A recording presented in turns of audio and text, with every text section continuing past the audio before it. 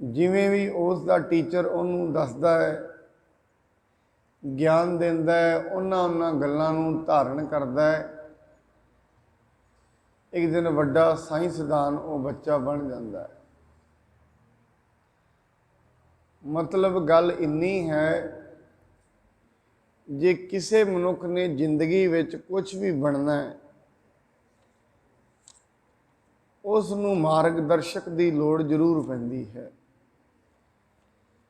ਉਸ ਤੋਂ ਬਿਨਾਂ ਜ਼ਿੰਦਗੀ ਦੇ ਵਿੱਚ ਉਸ ਨੂੰ ਮਾਰਗ ਦਾ ਪਤਾ ਨਹੀਂ ਲੱਗਦਾ। ਇਸੇ ਤਰੀਕੇ ਨਾਲ ਕਿਸੇ ਮਨੁੱਖ ਨੇ ਪਰਮਾਤਮਾ ਦੇ ਬਾਰੇ ਜਾਣਨਾ ਹੈ, ਉਹ ਕੌਣ ਹੈ, ਕਿੱਥੇ ਰਹਿੰਦਾ ਹੈ,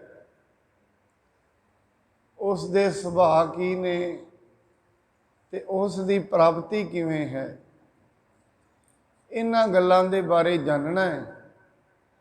ਇਸ ਦਾ ਪਤਾ ਫਿਰ ਉਹ ਮਨੁੱਖ ਨੂੰ ਗੁਰੂ ਤੋਂ ਲੱਗੇਗਾ। ਗੁਰੂ ਤੋਂ ਬਿਨਾਂ ਇਹਨਾਂ ਗੱਲਾਂ ਦੀ ਪ੍ਰਾਪਤੀ ਨਹੀਂ। ਔਰ ਗੁਰੂ ਦੇ ਕੋਲ ਆਉਣ ਦਾ ਮਤਲਬ ਕੀ ਹੈ? ਇਸ ਦਾ ਮਤਲਬ ਇੱਕੋ ਹੀ ਹੈ, ਮੇਰਾ ਹੁਣ ਕੁਛ ਨਹੀਂ, ਮੈਂ ਆਪਣੀ ਸੋਚ ਨੂੰ ਸੁੱਟ ਦਿੱਤਾ ਹੈ, ਹੁਣ ਮੈਂ ਆਪਣੇ ਅਨੁਸਾਰ ਤੇ ਨਹੀਂ ਚੱਲਾਂਗਾ। ਆਪਣੀ ਮਤ ਨੂੰ ਸੁੱਟ ਦੇਣਾ ਤੇ ਜੋ ਉਹ ਦੱਸ ਰਿਹਾ ਹੈ ਉਸ ਦੀ ਮਤ ਨੂੰ ਲੈਣਾ, ਇਹਨੂੰ ਗੁਰੂ ਤੇ ਸ਼ਿਸ਼ ਦਾ ਸੰਬੰਧ ਦੱਸਦੇ ਨੇ। ਅੱਜ ਦੀ ਇਸ ਪੌੜੀ ਦੇ ਵਿੱਚ ਗੁਰੂ ਸਾਹਿਬ ਜੀ ਭਗਤੀ ਦੀ ਗੱਲ ਕਰਦੇ ਨੇ, ਤੇ ਭਗਤੀ ਦੇ ਵਿੱਚੋਂ ਮਿਲਦਾ ਕੀ ਹੈ ਉਸ ਦੀ ਗੱਲ ਕਰਦੇ ਨੇ। ਕਿਹੜੀਆਂ ਕਿਹੜੀਆਂ ਵਸਤੂਆਂ ਭਗਤੀ ਦੇ ਨਾਲ ਪ੍ਰਾਪਤ ਹੋ ਜਾਂਦੀਆਂ ਨੇ।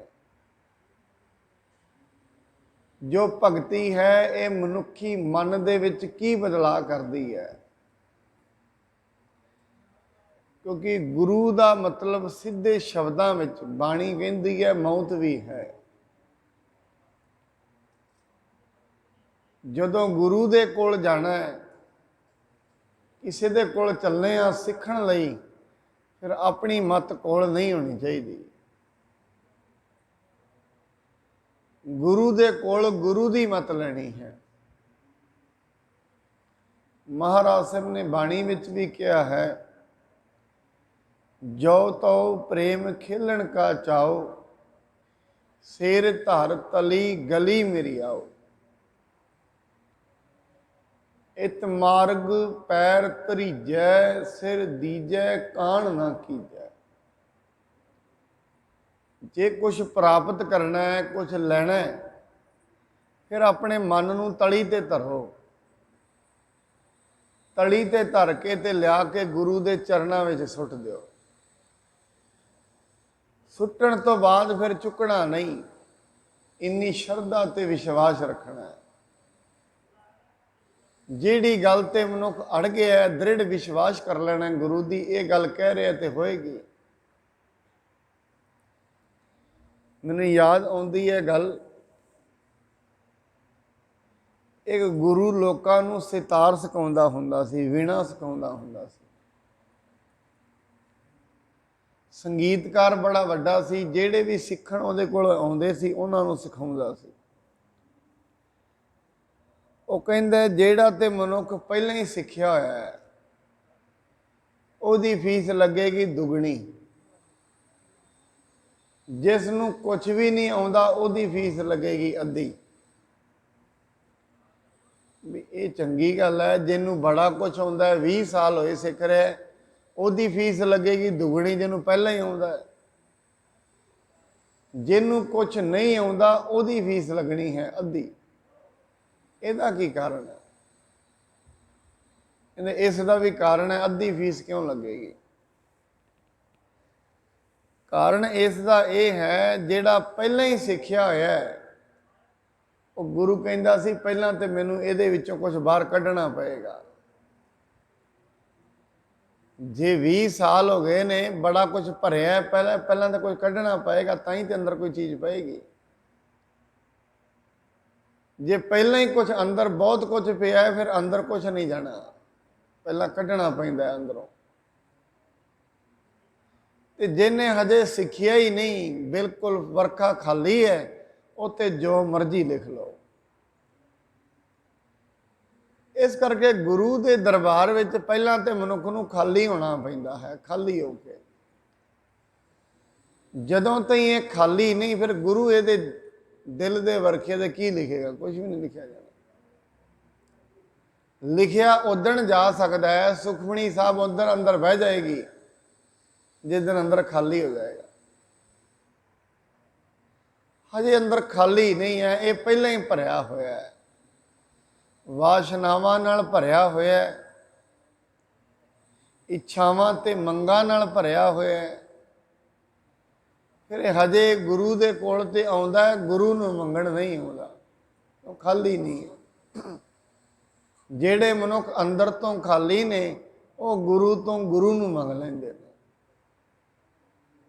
जेड़े अंदरों भरे हुए ने वो गुरु तो गुरु दे पदार्थ मंग लैंदे ने, गुरु नूं नहीं मंगदे। वो परमात्मा तो परमात्मा दे पदार्थ ते मंगदे ने, परमात्मा नूं नहीं मंगदे। कौन? जेड़े अंदरों भरे हुए ने। और भरे काहदे नाल है? जिहदा हिरदा विकारां दे नाल भरिया होया है, वो गुरु तो गुरु दी मंग नहीं करेगा। साहिब जी कहंदे ने मार्ग दो ही ने, एक हो सकता है मनुख दुनियावी तौर ते बड़ा सियाणा होए, जिस नूं परमात्मा दे लक्षण भी पता होण की ने, ब्रह्म ज्ञानी दे लक्षण भी पता होण, जिस नूं ये भी पता होए की चंगा है की माड़ा है, सियाणपां उहदे कोल सारियां ही होण। पर जे उस दे कोल प्रेम नहीं ना है फिर डुब जाएगा। जे प्रेम नहीं है, बाणी इनू इवें ही कहंदी है, सियाणपां बड़ियां ने, दुनियावी तौर ते चलाक भी बड़ा है, सारे लोग सराउंदे भी बड़ा ने, काम कारज भी बड़ा करता है, पर जे उहदे कोल प्रेम नहीं ना है फिर डुब जाएगा, कुछ भी नहीं है। फिर गल प्रेम दी है। दुनिया का जो कुछ भी खड़ा है वो प्रेम ते ही खड़ा है। जेड़े लोग सियाणपां दे तल ते जींदे ने वो मन दे तल ते जींदे ने, दिमाग दे तल ते जींदे ने, विचारां दे तल ते जींदे ने। विचारां दे तल हमेशा शक पैदा करते हैं, समझ दा तल हमेशा श्रद्धा पैदा करता है, प्रेम पैदा करता है। इस करके प्रेम किसी विरले कोल हुंदा है, शक हरेक कोल ही हुंदा है। महाराज कहंदे ने तू गुरु दी मत लै ते शक नूं अपने अंदरों कढ दे। गल इन्नी है, अपने अंदर तो शक नूं खत्म कर। और मत किहदी लैनी है? गुरु दी। महाराज बाणी दे विच ही कहंदे ने, गुर सिख मीत चलो हो गुर चाली, जो गुर कहे सोई भल मन हो, हर हर कथा निराली। जो गुरु कहंदा है उन्हों भला मन लवो, भला। और इन्ना भला समझो उहदे विच कोई भी चीज़ आउणी नहीं है, भला ही मनो। हुण जेड़ा ते भला मन लेगा, मनेगा कदों? जदों अंदरों खाली होएगा। मनुख दुनिया ते मनना नहीं चाहता है, मनाउणा चाहता है हर चीज़। मनन वाले बड़े घट ने, मनाउण वाले बड़े ने। इस करके लोग गुरुद्वारे मंदिर मस्जिद भी जाते हैं, परमात्मा की मनन नहीं जाते, उन्होंने मनाउण जाते हैं। तो मेरी ये गल मन, मेरी ये गल मन। उहदे अगे बेनती कोई नहीं, मनाउण जाना है मेरी मन। क्यों? कारण की? क्योंकि मैं सियाणा हाँ। बेहतर लोग गिरजा घरां विच वेखोगे, मस्जिद विच वेखोगे, मंदिर विच वेखोगे, गुरुद्वारे विच वेखोगे। काहदे लई? परमात्मा नूं मनाउणा है। काहदे लई मनाउणा है? मैं सियाणा हाँ, तैनूं पता नहीं है, मैनूं पता है। वैसे तो अरदास करन आए हैं, अरदास होनी तो यह चाहिए है मैनू कुछ भी नहीं पता, और जिहड़ी मैं बेनती भी कर रहा ये तू ही जानता है, ये ठीक भी है कि गलत है, ये भी मैनू नहीं पता। इस करके परमात्मा मेरी मर्जी ते ना करी, करी अपनी मर्जी। हुण इन्नी गल कौन कहेगा? परमात्मा जो मैं सोच रहा हाँ उवें ना करी, क्यों? मेरी सोच बड़ी छोटी है, मेरा दिमाग बड़ा छोटा है, वो ना करी। फिर करेगा कि जो तेनू चंगा लगता है वो करी। क्यों करी? क्योंकि तेरी सोच बड़ी वड्डी है, मेरी सोच छोटी है। हुण ये गल कौन कह सकता है? इस करके मनुख परमात्मा के बेनती ते करेगा। बेनती की कर सकता है? मैं कुछ भी नहीं जानता, बेनती यही है, बाकी कोई बेनती नहीं है। प्रार्थना सिर्फ इन्नी हुंदी है, मैं कुछ भी नहीं जानता, ये प्रार्थना हो गई बस। इस करके लोग परमात्मा की मनना नहीं चाहते, गुरु की मनना नहीं चाहते, उन्होंने मनाउणा चाहते हैं। और की कहते हैं? मेरी मन ला बस, जो मैं कह रहा वो मन।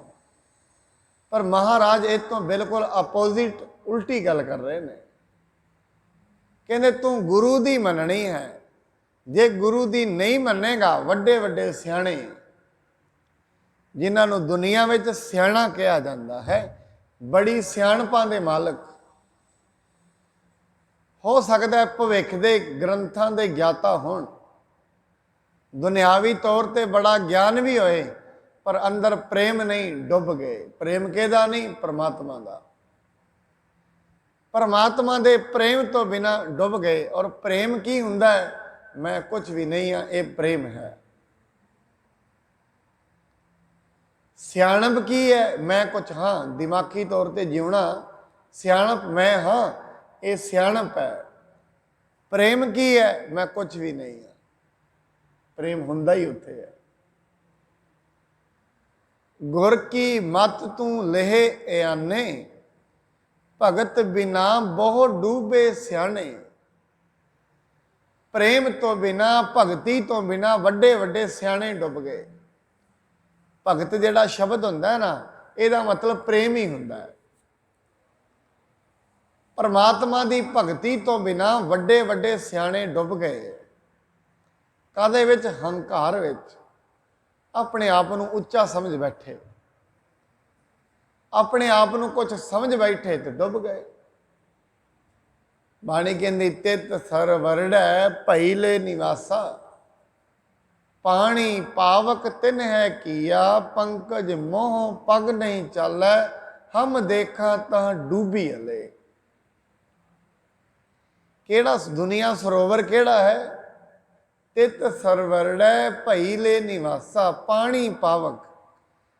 जिमें सरोवर होंगे ना, वड्डे वड्डे सागर होंगे ने, उन्हां विच पानी हुंदा है। दुनिया भी एक सागर है, और इहदे विच पानी काहदा है? अग रूपी पानी है। अग रूपी पानी है, तृष्णा की अग का पानी है। हरेक मनुख जल रहा है, हरेक हिरदा ही सड़ रहा है।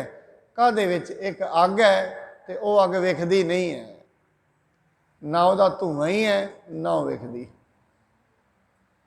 उस अग दे विच हरेक मनुख ही सड़ रहा है। और बाणी कहती अगे फिर जिहड़ा समुंदर हुंदा है, नदी हुंदी है, उस चिक्कड़ भी हुंदा है। चिक्कड़ विच मनुख अक्सर पैर जे चले जाण, जिन्ना हिलन तो थले ही जाते जाते। वो जिहड़ा चिक्कड़ है, चिक्कड़ दे विच डुब रहा है मनुख, रोज रोज डुब रहा है। और चिक्कड़ काहदा है? मोह दा। और मोह काहदे नाल? जो अनित है, जो रहना ही नहीं है, उहदे नाल मोह। मोह उस चीज़ नाल जो सच ही नहीं है, उहदे नाल मोह पैना। इस करके भगती का मतलब यह है अपने आप को खाली करना अंदरों। जे अंदर खाली नहीं है, फिर बंदगी ते भगती नहीं है। ਬੰਦਗੀ ਦਾ ਮਤਲਬ ਕਿਸੇ ਦੀ ਅਧੀਨਗੀ ਵਿੱਚ ਰਹਿਣਾ। ਮੈਂ ਕੁਝ ਨਹੀਂ ਹਾਂ, ਤੇ ਬੰਦਗੀ ਕਦੋਂ ਹੋਏਗੀ? ਜਦੋਂ ਮੈਂ ਨਹੀਂ ਹੋਏਗੀ। ਬੰਦਗੀ ਵਿੱਚ, ਅਧੀਨਗੀ ਵਿੱਚ ਉਹੀ ਮਨੁੱਖ ਰਹਿ ਸਕਦਾ ਹੈ ਜਿਹੜਾ ਅੰਦਰੋਂ ਖਾਲੀ ਹੋ ਗਿਆ ਹੈ। ਜਿਹਨੇ ਇਹ ਮੰਨ ਲਿਆ ਹੈ ਮੈਂ ਕੁਝ ਵੀ ਨਹੀਂ ਹਾਂ, ਜਿਹਨੇ ਇਹ ਮੰਨ ਲਿਆ ਉਹੀ ਮਨੁੱਖ ਬੰਦਗੀ ਕਰਦਾ ਹੈ, ਬਾਕੀ ਕੋਈ ਬੰਦਗੀ ਨਹੀਂ ਕਰਦਾ। ਬਾਣੀ ਤੇ ਇੱਥੋਂ ਤੇ ਹੀ ਕਹਿੰਦੀ ਹੈ, ਵੇਦਾਂ ਤੇ ਸ਼ਾਸਤਰਾਂ ਦੀਆਂ ਗੱਲਾਂ ਪੜ੍ਹ ਕੇ ਉਹਨਾਂ ਨੂੰ ਵਿਚਾਰ ਕੇ ਵੀ ਮਨੁੱਖ ਖਾਲੀ ਰਹਿ ਜਾਂਦੇ ਨੇ। ਕਮਾਲ ਹੋ ਗਈ, ਖਾਲੀ ਰਹਿ ਗਏ ਕਿਹੜੀ ਚੀਜ਼ ਤੋਂ?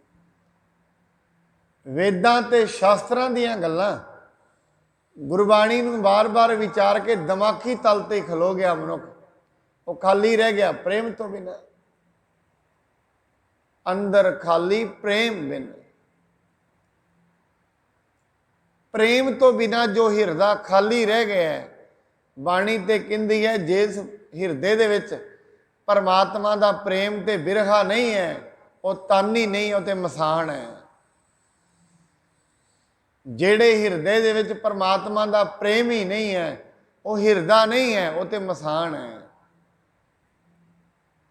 ਇਹਨੂੰ ਕਹਿੰਦੇ ਜਿਤ ਤਨ ਬਿਰਹੋ ਨਾ ਉਪਜੈ, ਸੋ ਤਨ ਜਾਣ ਮਸਾਣ।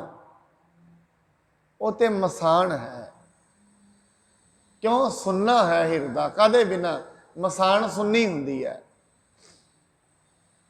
ਸੁੰਨਾ ਕਾਹਦੇ ਬਿਨਾ? ਪ੍ਰੇਮ ਬਿਨਾ ਹੈ। ਔਰ ਪ੍ਰੇਮ ਕਿਹਦਾ? ਪਰਮਾਤਮਾ ਦੇ ਪ੍ਰੇਮ ਬਿਨਾ। ਪ੍ਰੇਮ ਤੇ ਹਰੇਕ ਮਨੁੱਖ 'ਚ ਹੀ ਹੈ, ਦੁਨੀਆ ਦਾ ਹੈ, ਪਦਾਰਥ ਦਾ ਹੈ। ਤਾਂ ਹੀ ਮੈਂ ਕੱਲ ਵੀ ਬੇਨਤੀ ਕੀਤੀ ਸੀ, ਸਭ ਕੁਛ ਆਪਣਾ, ਇੱਕ ਰਾਮ ਪਰਾਇਆ। ਹੋਰ ਤੇ ਸਾਰੀ ਚੀਜ਼ਾਂ ਨਾਲ ਮੋਹ ਹੈ, ਆਪਣੀਆਂ ਨੇ। ਇੱਕ ਰੱਬ ਦੇ ਨਾਲ ਪ੍ਰੇਮ ਨਹੀਂ ਹੈ, ਉਹ ਪਰਾਇਆ ਹੈ। ਰੱਬ ਦੇ ਪਦਾਰਥ ਦੇ ਆਪਣੇ ਨੇ, ਉਹ ਪਰਾਇਆ ਹੈ। ਜਿਹੜੇ ਵੀ ਉਹ ਪਦਾਰਥ ਦੇਗਾ ਉਹ ਸਾਡੇ ਨੇ, ਉਹਦੇ ਨਾਲ ਪ੍ਰੇਮ ਲੱਗ ਜਾਂਦਾ ਹੈ, ਪਰ ਉਹ ਪਰਾਇਆ ਰਹਿੰਦਾ ਹੈ, ਉਹ ਆਪਣਾ ਨਹੀਂ ਹੈ।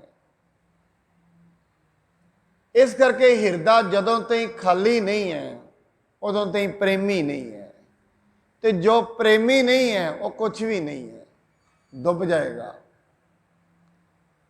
ਇਸ ਕਰਕੇ ਹਿਰਦੇ ਨੂੰ ਪਹਿਲਾਂ ਭਰਨਾ ਹੈ, ਕਾਹਦੇ ਨਾਲ? ਪ੍ਰੇਮ ਨਾਲ।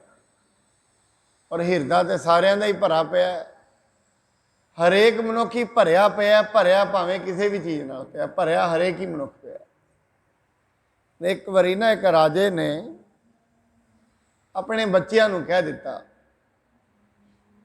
ਕਹਿੰਦੇ ਬੱਚਿਓ ਤੁਹਾਡੇ ਕੋਲ 3 ਮਹੱਲ ਨੇ, ਉਹਨੇ ਅੱਗੇ ਦੇਣੀ ਸੀ ਰਾਜਗੱਦੀ, ਦੇਵਾਂ ਕਿਹਨੂੰ? ਰਾਜਗੱਦੀ ਦੇਣੀ ਹੈ ਤੇ 3 ਦਾ ਟੈਸਟ ਹੈ। ਸਾਰਿਆਂ ਕੋਲ ਥੋੜਾ ਥੋੜਾ ਪੈਸਾ ਸੀ। ਕਹਿੰਦੇ ਨੇ ਜਿੰਨੇ 3 ਮਹੱਲ ਨੇ ਤੁਹਾਡੇ ਕੋਲ ਅਲੱਗ-ਅਲੱਗ ਨੇ, ਤਿੰਨਾਂ ਨੇ 3 ਮਹਿਲਾਂ ਨੂੰ ਭਰਨਾ ਹੈ ਕਿਸੇ ਨਾ ਕਿਸੇ ਚੀਜ਼ ਨਾਲ। ਪਹਿਲਾ ਲੜਕਾ ਸੋਚਦਾ ਹੈ ਪੈਸੇ ਵੀ ਥੋੜੇ ਜਿਹੇ ਨੇ ਤੇ ਮਹਿਲ ਭਰਿਆ ਕਿਵੇਂ ਜਾਏਗਾ? ਕਹਿੰਦੇ ਚਲੋ ਇੰਨੇ ਕੁ ਪੈਸਿਆਂ ਨਾਲ ਤੇ ਚਿੱਕੜ ਹੀ ਆਉਂਦਾ ਹੈ। ਉਹਨੇ ਜੋ ਪਿੰਡਾਂ ਥਾਵਾਂ ਤੋਂ ਗੰਦਗੀ ਇਕੱਠੀ ਕਰਕੇ ਮਹਿਲ 'ਚ ਭਰ ਲਈ। ਦੂਜਾ ਸੋਚਦਾ ਹੈ ਪੈਸੇ ਬੜੇ ਘੱਟ ਨੇ, ਸੋਚਦਾ ਹੀ ਰਿਹਾ, ਸੋਚਦਾ ਹੀ ਰਿਹਾ, ਸੋਚ ਸੋਚ ਕੇ ਪਾਗਲ ਹੀ ਹੋ ਰਿਹਾ ਹੈ, ਚੀਕਾਂ ਮਾਰਦਾ ਹੈ, ਸੋਚਦਾ ਹੀ ਰਿਹਾ। ਇੱਕ ਤੀਜਾ ਵੀ ਸੀ, ਤੀਜਾ ਸੋਚਦਾ ਕੀ ਕਰਾਂ? ਕਹਿੰਦੇ ਕਰਨਾ ਕੀ ਹੈ? ਕਹਿੰਦੇ ਦੀਵੇ ਲਿਆਂਦੇ, ਉਹਨੇ ਦੀਵਿਆਂ ਵਿੱਚ ਘਿਓ ਪਾਇਆ ਤੇ ਸਾਰੇ ਅੰਦਰ ਮਹਿਲ ਵਿੱਚ ਲਾ ਦਿੱਤੇ। ਦੀਵਿਆਂ ਦੀ ਸੁਗੰਧੀ, ਘਿਓ ਦੀ ਸੁਗੰਧੀ ਦੇ ਨਾਲ ਸਾਰਾ ਮਹਿਲ ਹੀ ਭਰ ਗਿਆ। ਰਾਜਾ ਮੰਤਰੀ ਨੂੰ ਕਹਿੰਦਾ ਤੁਰੀਏ ਫਿਰ ਵੇਖ ਕੇ ਆਈਏ ਉਹਨਾਂ ਮਹਿਲ ਭਰੇ ਨੇ ਕਿ ਨਹੀਂ। ਪਹੁੰਚ ਗਏ। ਪਹਿਲੇ ਦੇ ਤੇ ਘਰ ਜਾਣੇ ਕਿ ਇਹ ਗੰਦਗੀ ਨਾਲ ਭਰਿਆ ਪਿਆ, ਬਾਹਰ ਹੀ ਆ ਗਏ ਵਾਪਸ, ਚੱਲ ਇੱਥੇ ਅੰਦਰ ਜਾਇਆ ਨਹੀਂ ਜਾਣਾ। ਦੂਜੇ ਦੇ ਘਰ ਜਾਣ ਲੱਗੇ, ਉਹ ਚਿੰਤਾਵਾਂ ਤੇ ਟੈਨਸ਼ਨਾਂ ਵਿੱਚ ਪਿਆ, ਚੀਕਾਂ ਮਾਰਦਾ, ਪਾਗਲ ਵਰਗੀ ਹਾਲਾਤ, ਸੋਚੀ ਜਾਂਦਾ, ਬਸ ਸੋਚੀ ਜਾਂਦਾ। ਕਹਿੰਦਾ ਵਾਪਸ ਆ, ਇੱਧਰ ਵੀ ਜਾਣ ਦਾ ਕੋਈ ਫਾਇਦਾ ਨਹੀਂ। ਹੁਣ ਤੀਜੇ ਦੇ ਘਰ ਵਿੱਚ ਜਾਂਦੇ ਨੇ। ਰਾਜਾ ਕਹਿੰਦਾ ਮੈਂ ਤੈਨੂੰ ਕਿਹਾ ਸੀ ਭਰੀ, ਤੇ ਇਹਨੇ ਭਰਿਆ ਤੇ ਨਹੀਂ। ਮੰਤਰੀ ਕਹਿੰਦਾ ਰਾਜਾ ਭਰਿਆ ਤੇ ਹੈ, ਤੇਰੀ ਵੇਖਣ ਦੀ ਅੱਖ ਹੀ ਨਹੀਂ ਹੈ, ਤੈਨੂੰ ਵੇਖ ਨਹੀਂ ਰਿਹਾ। ਕਾਹਦੇ ਨਾਲ? ਕਹਿੰਦੇ ਇਹ ਘਿਓ ਦੀ ਸੁਗੰਧੀ ਨਾਲ ਭਰਿਆ ਪਿਆ।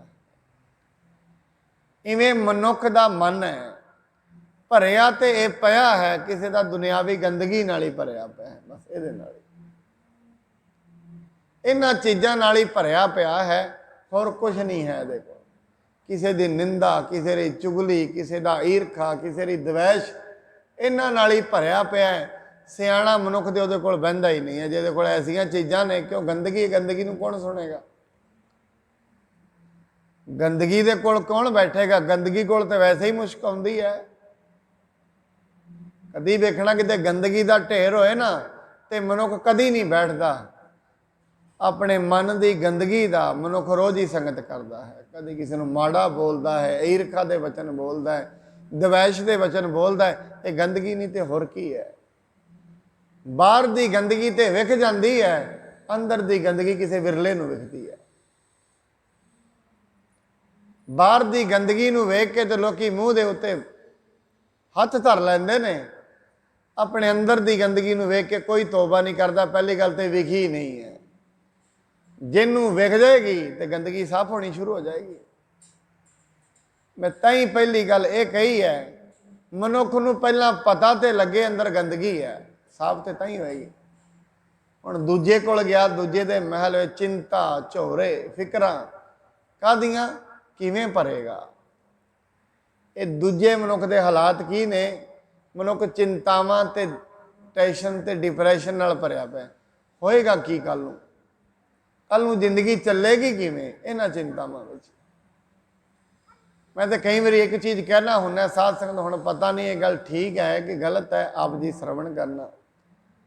ਕਿ ਕੱਲ ਦੀ ਚਿੰਤਾ ਕਰਨੀ ਕਿਉਂ ਹੈ? ਕਿਉਂਕਿ ਕੱਲ ਜਿਹੜਾ ਹੈ ਉਹ ਸਾਡੇ ਵੱਸ ਵਿੱਚ ਨਹੀਂ ਹੈ। ਤੇ ਜੇ ਕੱਲ ਨੂੰ ਬਹੁਤੇ ਤੋਂ ਬਹੁਤਾ ਹੋਏਗਾ ਕਿ ਚਿੰਤਾ ਕਾਹਦੀ ਹੈ? ਕੋਈ ਚਲਾ ਨਾ ਜਾਏ ਤੇ ਜੋ ਕੁਝ ਹੈ ਉਹ ਤੇ ਜਾ ਸਕਦਾ ਹੈ, ਸੰਭਾਵਨਾ ਜੁੜੀ ਹੋਈ ਹੈ। ਚਿੰਤਾ ਇਹੀ ਹੈ ਨਾ ਵੀ ਅੱਜ ਸਮਾਜ ਵਿੱਚ ਇੱਜ਼ਤ ਹੈ ਤੇ ਚਲੀ ਨਾ ਜਾਏ, ਤੇ ਇਹ ਤੇ ਹੋ ਸਕਦਾ ਕਦੀ ਵੀ ਜਾ ਸਕਦੀ ਹੈ। ਇਹ ਮੰਨ ਲੈਣਾ ਚਾਹੀਦਾ। ਮਨ ਮੰਨਣ ਨੂੰ ਤਿਆਰ ਨਹੀਂ ਹੈ, ਇਹਨੂੰ ਤਾਂ ਹੀ ਤੇ ਪਰੇਸ਼ਾਨ ਹੈ। ਇਹ ਮੰਨਣ ਨੂੰ ਤਿਆਰ ਨਹੀਂ ਵੀ ਜ਼ਿੰਦਗੀ ਵਿੱਚ ਕੁਝ ਵੀ ਹੋ ਸਕਦਾ ਹੈ, ਇਹ ਮੰਨ ਲਵੇ। ਜਦੋਂ ਹੀ ਕੁਛ ਇਹ ਤੋਂ ਜਾਣ ਲੱਗਦਾ ਹੈ, ਪਤਾ ਕਿਉਂ ਪਰੇਸ਼ਾਨ ਹੁੰਦਾ ਹੈ? ਇਹਦੇ ਹੰਕਾਰ ਦੀਆਂ ਜੜ੍ਹਾਂ ਉਖੜਨੀਆਂ ਸ਼ੁਰੂ ਹੁੰਦੀਆਂ ਨੇ, ਤਾਂ ਮਨੁੱਖ ਪਰੇਸ਼ਾਨ ਹੋ ਜਾਂਦਾ। ਉਵੇਂ ਨਹੀਂ ਪਰੇਸ਼ਾਨ ਹੁੰਦਾ। ਜਦੋਂ ਕੁਝ ਜਾਣ ਲੱਗਦਾ, ਪਰੇਸ਼ਾਨੀ ਕੀ ਹੈ? ਹੰਕਾਰ ਦੀਆਂ ਜੜ੍ਹਾਂ ਉਖੜ ਰਹੀਆਂ ਨੇ। ਹੁਣ ਇਹਨੂੰ ਪਤਾ ਹੈ ਮੇਰੇ ਕੋਲ ਧਨ ਜਾਏਗਾ, ਧਨ ਕੱਲਾ ਨਹੀਂ ਜਾਏਗਾ, ਇੱਜ਼ਤ ਵੀ ਚਲੀ ਜਾਏਗੀ ਨਾਲ। ਇੱਜ਼ਤ ਬਣੀ ਹੋਈ ਹੈ ਧਨ ਕਰਕੇ, ਫਿਰ ਜਿਹੜੀ ਇੱਜ਼ਤ ਹੈ ਹੀ ਧਨ ਕਰਕੇ, ਫਿਰ ਮਨੁੱਖ ਦੀ ਇੱਜ਼ਤ ਤੇ ਨਹੀਂ ਹੈ। ਇਸ ਕਰਕੇ ਦੁਨਿਆਵੀ ਤੌਰ ਤੇ ਜੋ ਵੀ ਇੱਜ਼ਤ ਮਾਣ ਤੇ ਸਤਿਕਾਰ ਬਣਿਆ ਉਹ ਮਨੁੱਖ ਦਾ ਨਹੀਂ ਹੈ, ਉਹਦੇ ਨਾਲ ਜੋ ਕੁਝ ਹੈ ਉਹਦਾ ਹੈ। ਹੁਣ ਜਦੋਂ ਹੀ ਮਨੁੱਖ ਦੇ ਕੋਲ ਕੁਝ ਜਾਣ ਲੱਗਦਾ ਹੈ, ਨਾਲ ਦੀ ਨਾਲ ਪਰੇਸ਼ਾਨ ਹੋ ਜਾਂਦਾ ਹੈ। ਇਸ ਕਰਕੇ ਕੱਲ ਦੀ ਚਿੰਤਾ ਵਿੱਚ ਬੈਠਾ ਹੈ। ਕਾਹਦੀ ਵਿੱਚ? ਕੋਈ ਚਲਾ ਨਾ ਜਾਏ। ਪਾਣੀ ਕਹਿੰਦੀ ਤੂੰ ਅੱਜ ਵਿੱਚ ਜੀ, ਅੱਜ ਰੋਟੀ ਖਾ, ਕੱਲ ਦੀ ਕੱਲ ਵੇਖਾਂਗੇ। ਕੱਲ ਨੂੰ ਜ਼ਿਆਦਾ ਤੋਂ ਜ਼ਿਆਦਾ ਕੀ ਹੋ ਜਾਏਗਾ? ਜੋ ਕੁਝ ਹੈ ਉਹ ਨਹੀਂ ਰਹੇਗਾ, ਬਸ ਇੰਨਾ ਹੋ ਸਕਦਾ। ਸਰੀਰ ਹੈ ਉਹ ਨਹੀਂ ਰਹੇਗਾ। ਹੋ ਸਕਦਾ ਅੱਜ ਨਹੀਂ ਤੇ ਅੱਜ ਤੋਂ 100 ਸਾਲਾਂ ਬਾਅਦ, 50 ਸਾਲਾਂ ਬਾਅਦ ਇੱਕ ਦਿਨ ਤੇ ਐਸਾ ਹੋਣਾ ਹੀ ਹੈ। ਉਹ ਦਿਨ ਕਿਹੜਾ ਹੋਏਗਾ ਇਹ ਪਤਾ ਵੀ ਕਿਸੇ ਨੂੰ ਨਹੀਂ ਹੈ। ਇੱਕ ਦਿਨ ਤੇ ਹੋਣਾ ਹੀ ਐਸਾ। ਇਹ ਮਨੁੱਖ ਦੀ ਸਿਆਣਪ ਹੈ ਵੀ ਮੈਂ ਸਰੀਰ ਨੂੰ ਬਚਾਈ ਰੱਖਾਂ, ਇਹਦੀ ਸਿਆਣਪ ਹੈ। ਤੇ ਜਦੋਂ ਇਹਦੀ ਸਿਆਣਪ ਟੁੱਟਣ ਲੱਗਦੀ ਹੈ, ਦੁੱਖ ਤੇ ਲੱਗਦਾ ਹੀ ਹੈ। ਹੁਣ ਤੀਜਾ ਮਨੁੱਖ ਸੀ, ਉਹਨੇ ਆਪਣੇ ਮਹਿਲ ਨੂੰ ਭਰਿਆ ਹੋਇਆ ਕਾਹਦੇ ਨਾਲ? ਸੁਗੰਧੀ ਨਾਲ। ਇੱਕ ਤੀਜੇ ਪ੍ਰਕਾਰ ਦੇ ਲੋਕ ਨੇ ਜਿਹੜੇ ਆਪਣੇ ਅੰਦਰ ਨੂੰ ਭਰ ਲੈਂਦੇ ਨੇ ਸੁਗੰਧੀ ਨਾਲ, ਪ੍ਰੇਮ ਨਾਲ। ਇਹਨੂੰ ਹੀ ਮਹਾਰਾਜ ਕਹਿੰਦੇ ਨੇ, ਗੁਰ ਕੀ ਮਤ ਤੂੰ ਲਹੇ ਆਨੇ, ਭਗਤ ਬਿਨਾ ਬੋ ਡੂਬੇ ਸਿਆਣੇ। ਪ੍ਰੇਮ ਤੋਂ ਬਿਨਾ ਵੱਡੇ ਵੱਡੇ ਸਿਆਣੇ ਡੁੱਬ ਗਏ। ਪ੍ਰੇਮ ਤੋਂ ਬਿਨਾ। ਭਗਤੀ ਦਾ ਮਤਲਬ ਪ੍ਰੇਮ। ਪਰਮਾਤਮਾ ਦੇ ਪ੍ਰੇਮ ਤੋਂ ਬਿਨਾ ਵੱਡੇ ਵੱਡੇ ਲੋਕ ਸਿਆਣੇ, ਜਿਨ੍ਹਾਂ ਨੂੰ ਦੁਨੀਆ ਨਾ ਜਪਦੀ ਸੀ ਦਿਨਾਂ ਦਾ, ਦੁਨੀਆ ਤੋਂ ਹਾਰ ਕੇ ਗਏ, ਡੁੱਬ ਕੇ ਗਏ। ਇਸ ਕਰਕੇ ਤੀਜਾ ਮਨੁੱਖ ਸੀ ਰਾਜੇ ਦਾ ਪੁੱਤਰ, ਹਿਰਦਾ ਭਰਿਆ ਹੋਇਆ ਸੀ ਪ੍ਰੇਮ ਨਾਲ। ਇਸ ਕਰਕੇ ਜਿੰਨੇ ਅਸੀਂ ਬੈਠੇ ਹਾਂ ਮਹਿਲ ਤੇ ਸਾਰਿਆਂ ਨੇ ਹੀ ਭਰਨੇ ਨੇ। ਤਿੰਨਾਂ ਕੈਟਾਗਰੀ ਵਿੱਚੋਂ ਕਿਸੇ ਨੇ ਇੱਕ ਚੀਜ਼ ਨਾਲ ਭਰੇ ਨੇ, ਕਿਸੇ ਨੇ ਦੂਜੇ ਨਾਲ ਭਰੇ ਨੇ, ਕਿਸੇ ਨੇ ਤੀਜੇ ਨਾਲ। ਕਿਸੇ ਦਾ ਮਹਿਲ ਤੇ ਗੰਦਗੀ ਨਾਲ ਭਰਿਆ ਹੈ, ਕਿਸੇ ਦਾ ਮਹਿਲ ਚਿੰਤਾਵਾਂ ਨਾਲ ਭਰਿਆ ਹੈ, ਕਿਸੇ ਦਾ ਪ੍ਰੇਮ ਨਾਲ ਭਰਿਆ ਹੋਇਆ ਹੈ। ਹੁਣ ਸਿਆਣੇ ਤੁਸੀਂ ਆਪ ਤਿੰਨੇ ਆਪ ਹੀ ਹਿਸਾਬ ਲਗਾ ਸਕਦੇ ਹਾਂ ਅਸੀਂ, ਸਾਡਾ ਮਹਿਲ ਰੂਪੀ ਮਨ ਕਿਹੜੀ ਚੀਜ਼ ਨਾਲ ਭਰਿਆ ਹੈ। ਈਰਖਾ ਨਾਲ ਭਰਿਆ ਹੈ, ਦਵੈਸ਼ ਨਾਲ ਭਰਿਆ ਹੈ, ਲੋਭ ਨਾਲ ਭਰਿਆ ਹੈ, ਚਿੰਤਾ ਨਾਲ ਭਰਿਆ ਹੈ। ਇਹ ਅਸੀਂ ਵੇਖਣਾ ਹੈ। ਦੂਜੇ ਲੋਕ ਉਹ ਨੇ ਜਿਨ੍ਹਾਂ ਦਾ ਮਨ ਚਿੰਤਾਵਾਂ ਤੇ ਡਰਾਂ ਨਾਲ ਭਰਿਆ ਹੋਇਆ ਹੈ। ਤੀਜੇ ਉਹ ਨੇ ਸਿਰਫ ਪ੍ਰੇਮ ਹੀ ਹੈ। ਕਾਹਦਾ? ਪਰਮਾਤਮਾ ਦਾ। ਮਹਾਰਾਜ ਕਹਿੰਦੇ ਜੇ ਪ੍ਰੇਮ ਅੰਦਰ ਆ ਗਿਆ ਫਿਰ ਬਣੇਗਾ ਕੀ, ਫਾਇਦਾ ਕੀ ਹੋਏਗਾ ਉਹਦਾ? ਉਹਦੇ ਵਿੱਚ ਕਹਿੰਦੇ ਨੇ ਹਰ ਕੀ ਭਗਤ ਕਰੋ ਮਨ ਮੀਤ, ਨਿਰਮਲ ਹੋਏ ਤੁਮਾਰੋ ਚੀਤ। ਚਿੱਤ ਨਿਰਮਲ ਹੋ ਜਾਏਗਾ, ਚੇਤਾ ਨਿਰਮਲ ਹੋ ਜਾਏਗਾ, ਨਿਰਮਲਤਾ ਹੀ ਆ ਜਾਏਗੀ ਚੇਤੇ ਦੇ ਵਿੱਚ। ਕਿਉਂ? ਭਗਤੀ ਦੇ ਨਾਲ ਨਿਰਮਲਤਾ ਹੀ ਆਉਂਦੀ ਹੈ। ਚੇਤਾ ਨਿਰਮਲ ਹੋ ਜਾਏਗਾ, ਔਗਣ ਖਤਮ ਹੋ ਜਾਣਗੇ। ਉਦੋਂ ਤੇ ਹੀ ਔਗਣ ਬਣੇ ਰਹਿਣਗੇ ਜਦੋਂ ਤੇ ਚੇਤਾ ਨਿਰਮਲ ਨਹੀਂ ਹੋਇਆ। ਕਦੇ ਵੀ ਯਾਦ ਕਰਨਾ ਚੇਤੇ ਵਿੱਚ ਕੀ ਕੀ ਚੱਲਦਾ ਹੈ। ਚੇਤੇ ਵਿੱਚ ਮਨੁੱਖ ਦੇ ਉਹ ਚੀਜ਼ਾਂ ਨੇ, ਅਸਲ ਦੇ ਵਿੱਚ ਕੋਈ ਵਿਰਲਾ ਹੁੰਦਾ ਜਿਹਦੇ ਪ੍ਰੇਮ ਹੁੰਦਾ ਹੈ। ਨਹੀਂ ਕਿਸੇ ਨੇ 20 ਸਾਲ ਪਹਿਲਾਂ ਵੀ ਕੋਈ ਗਾਲ ਕੱਢੀ ਹੈ, ਉਹ ਚੇਤੇ ਵਿੱਚ ਹੈ। ਮਾੜਾ ਬੋਲਿਆ, ਉਹ ਚੇਤੇ ਵਿੱਚ ਹੈ।